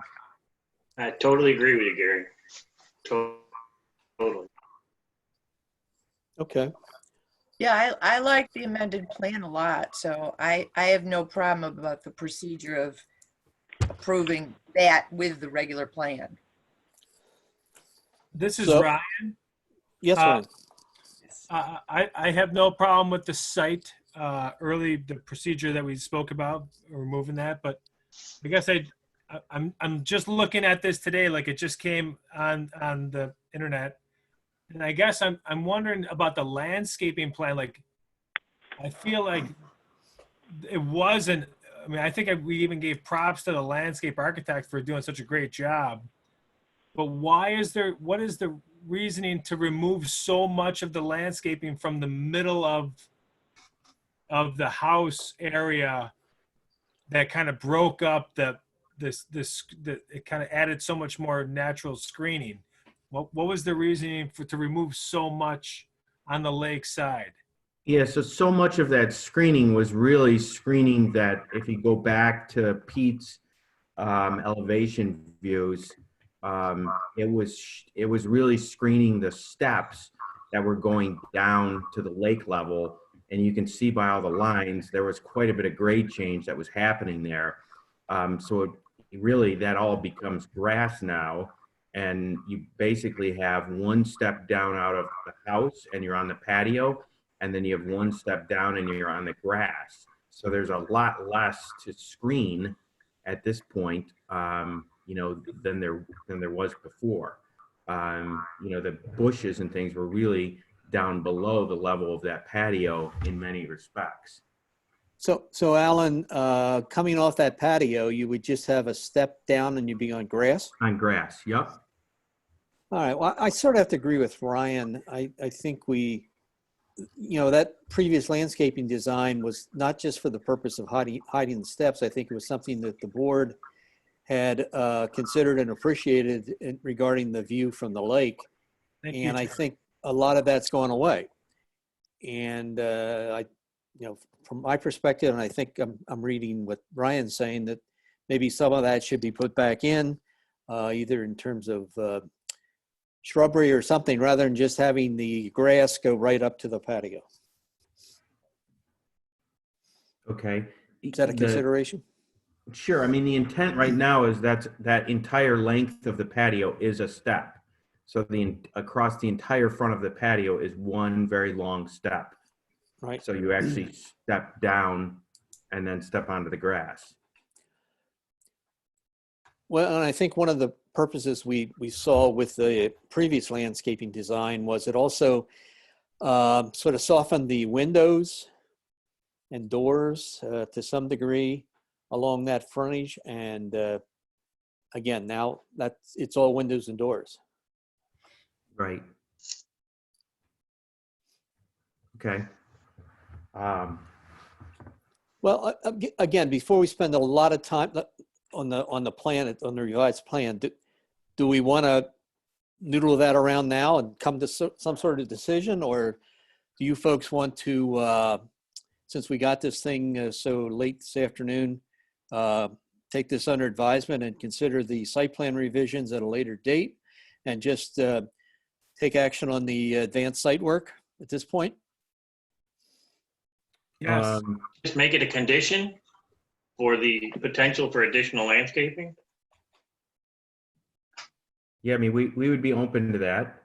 You know, part of our, I want to be careful that I don't set the wrong expectation.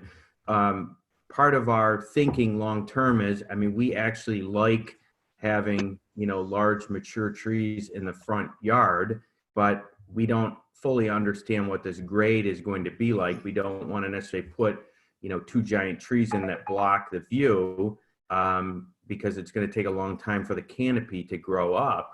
But that's been part of our conversation with Sue is, you know, where would it be appropriate to put, you know, some trees across the front that do help do exactly what you're talking about. I don't think we want a lot of ground level landscaping in the front, just because the intent is that you can walk off anywhere, you know, on the front porch onto the grass, and have it be kind of a welcome that you're looking right down to the lake, so to speak. But again, if we can, you know, create some shade, if you will, and find some, you know, form of tree that's not going to be, you know, too invasive or too blocking at the lower level of the house, that's part of our goals and one of the things we've been talking to Sue about. So we are open to exploring other things that help break up the view line from the lake. And we Alan, weren't is that stairs going down to a sub? Yeah, it's not really your boat lawn? Yeah, it's not really a sub. I mean, so there was a set of stairs that were there today. There was more stairs than what's shown now. And so that is how we're sort of easing the grade for some transition in that space. So yeah, you can see the steps that are there now. So we're removing all those walls and we're adjusting the angle and things of that. But again, it's a pretty gradual slope going all the way down to the seawall now. Those 2 seawalls are at actually different heights. It used to be 2 different lots. And so the seawall on the south is slightly higher than the seawall on the north. And so that's part of what we're trying to manage is that transition. We can't do it too abruptly because the seawalls are at different heights.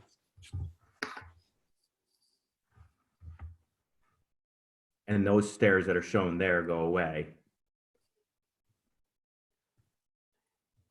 And again, Alan, I wasn't necessarily talking about trees per se. I think I was talking primarily some of the shrubbery that was part of the original design being put back in along that that side of the house. Right, and it may make sense, again, Sue, we can have Sue look at that. It may make sense to have it closer to the shoreline rather than up next to the house, I guess is what I'm trying to say. So that, again, it still breaks up that view from the lake. And you got to remember the seawall is fairly high. So from the lake, and you also are probably a quarter mile out because of the shallow water buoys that mark this area.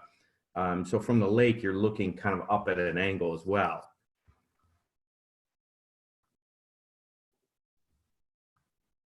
Okay.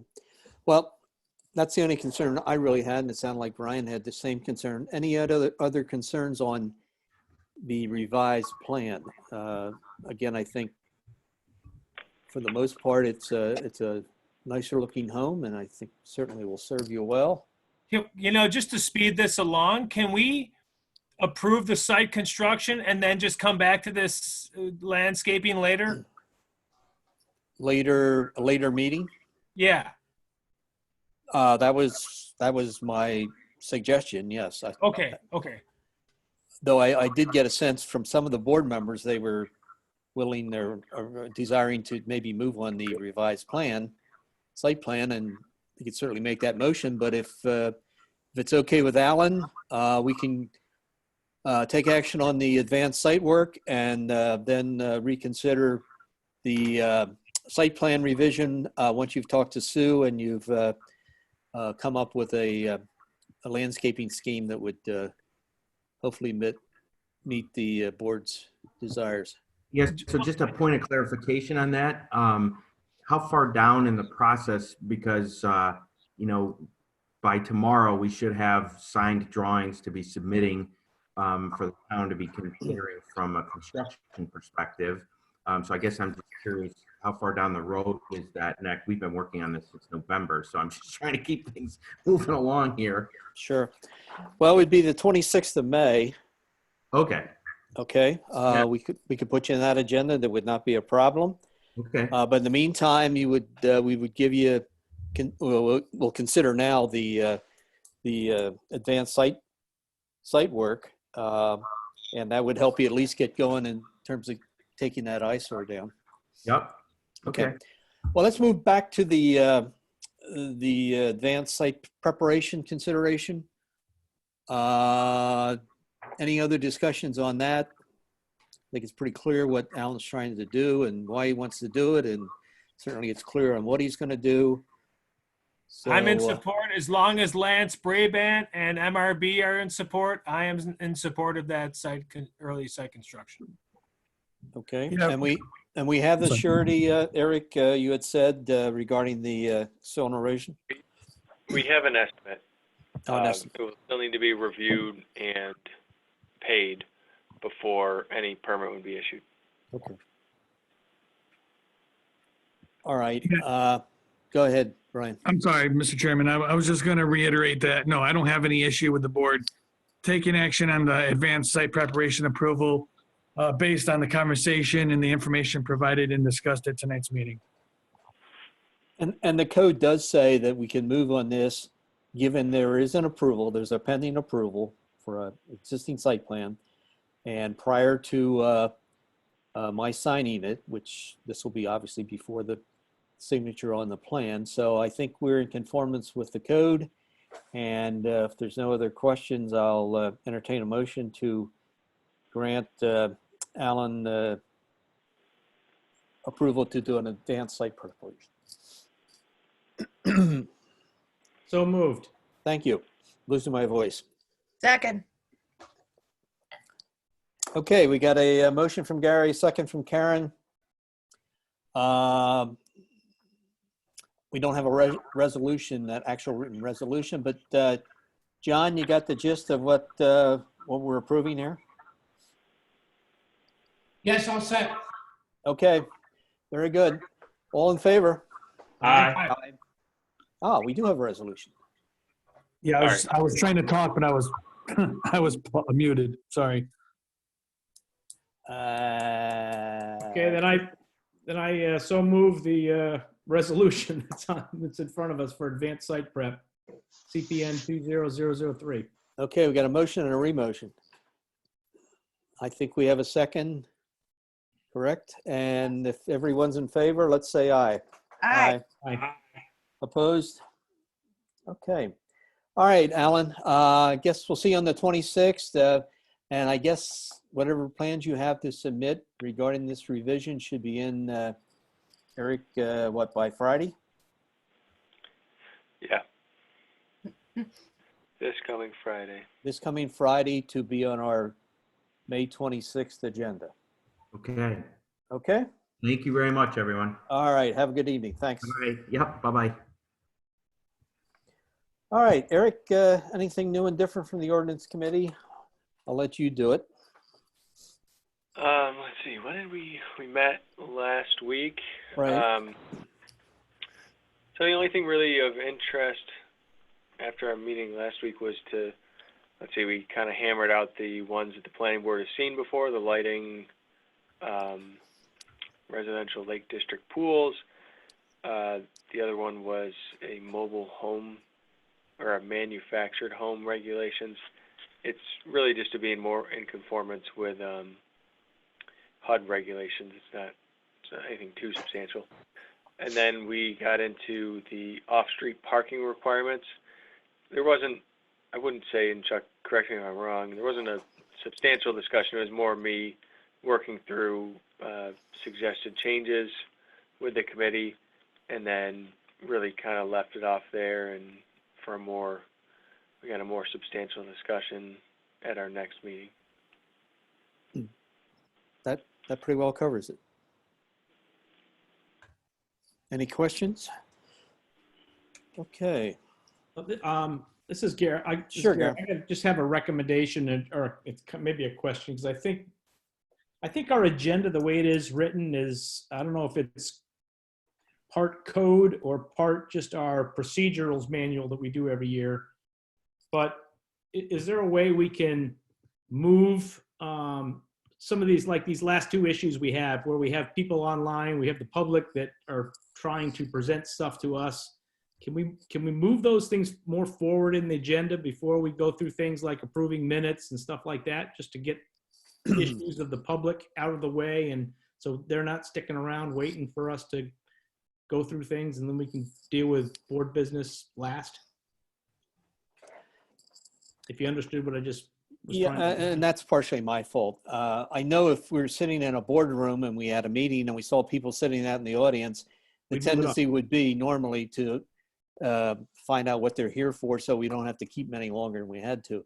Not being able to see the audience makes it a little tougher. So I just, yeah, I can certainly make sure that we can jump ahead sometimes and take care of issues that are involve people in attendance. So yeah. Well, maybe we can. So Eric's showing us this is out of our procedures manual, I think, or Yeah. It's part of our procedures that we Right. establish. So maybe something for consideration next year, if we either add other board business, either add it or something to say other public site reviews, or I don't know, just something that we add in there, so it by default it moves some of those things up in the agenda. There's I just don't something wanna- called a consent agenda, which you might want to look at, which basically is things that everybody looks at it, and unless there's something, because it's not really controversial, it just gets, we don't even have to talk about it. But it's something that the lawyers or you could look at, that I've done on boards before, where you get things like, a letter of credit and bond release, and you have a little paragraph, and unless somebody has something, it just passes. Just an idea for you guys. Okay. All right, so I guess now we'll just have to try to make note of that because, and I Well- know it is maybe more difficult when we're doing it this type of a version, but I mean, we kind of knew the Luptons were there here and wanting to get through that, and if we could have moved it forward, that would have been nice. But it was all right. It was all right. Maybe we'll relook at this. I'll kind of remember this when we in January when we go through this, and we can have a discussion then about formally moving it if we want to try to do something different. Well, and in creating the agenda, I guess it could, that consideration could be made to just move it up because it does have a CPN number. There's no reason, I guess. Well, they're not new site plans. It could be I know. It's gotta old call site it plans. different. But anyway, yeah, I'll certainly try to be more cognizant of it in the future. And Eric, maybe in setting up the agenda, if it involves people making presentations and being on the call, if we could do that before the SOP stuff. Yeah, I'll try to keep an eye out for that. Okay. All right, speaking of SOP, training sessions. Eric, are we still under the same requirements, given the current situation, having to do the training that's required? I guess you haven't heard any relief from that. I have not seen anything to say that that's not Okay. the case. I know Amanda's trying to get her 12 hours in, I guess, and it's awfully tough when you don't have some of the normal conferences that you have, regarding Bushnell's Basin and some of the other things. So everything more or less has to be done online. So that being said, I guess we've got a couple that are potentials out there. The New York Planning Federation has some webinars planned. They didn't say what they were in their email, if you saw that. The Department of State has a couple webinars that they're offering. I think they're currently ongoing. If you're interested in healthy lawn care, Thursday there's a 1-hour webinar that I think we got notice about. Where does it go? No, dude. What? No. For the Chromebook. Down, dude. Down, boy. And lastly, General Code has some E-code training that they're offering if you want to know how to work the General Code. So keep those in mind. I guess we're still obligated to get our 4 hours in and try to pick and choose where you can do that. Anybody have anything else? So our next meeting is the 26th. We have at least 3, now 4 items on the agenda, and the original 3 are all subject to what happens at ZBA next week, so whether we'll see those or not. So, and how's it working out with getting all the information digitally, the plans and pull stuff off the FTP site? Good. Okay. I thought that worked fine. Yeah. It's better. We've been talking about this for a long time. Saving paper. Yeah, Makes me very happy. I'm sure it does. Me too. And just, make sure the orientation is right when you set those things up, Eric. I know the one plan, I think it was the first one for O'Bine. It was 90 degrees on the right, and every time you flip the thing, it would flip another 90. So just make sure they're oriented correctly, that we can read them. Yeah, that's what it looked like. Perfect.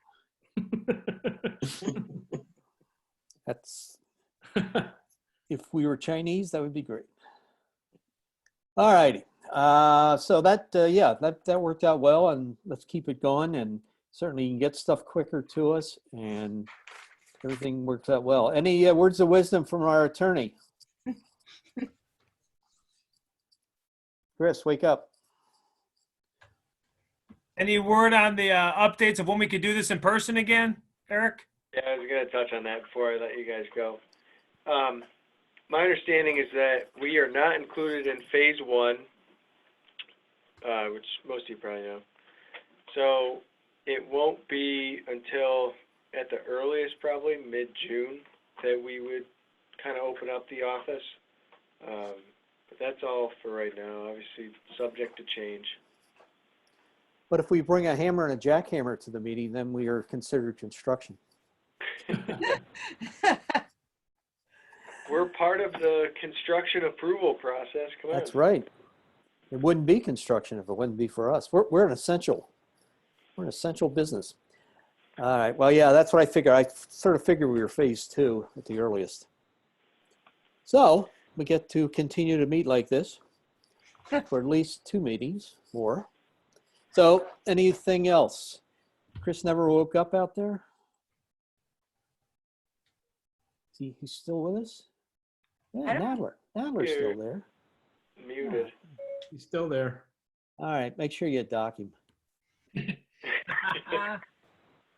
Make a motion to adjourn this meeting at 7:50 p.m. That's what I was waiting for.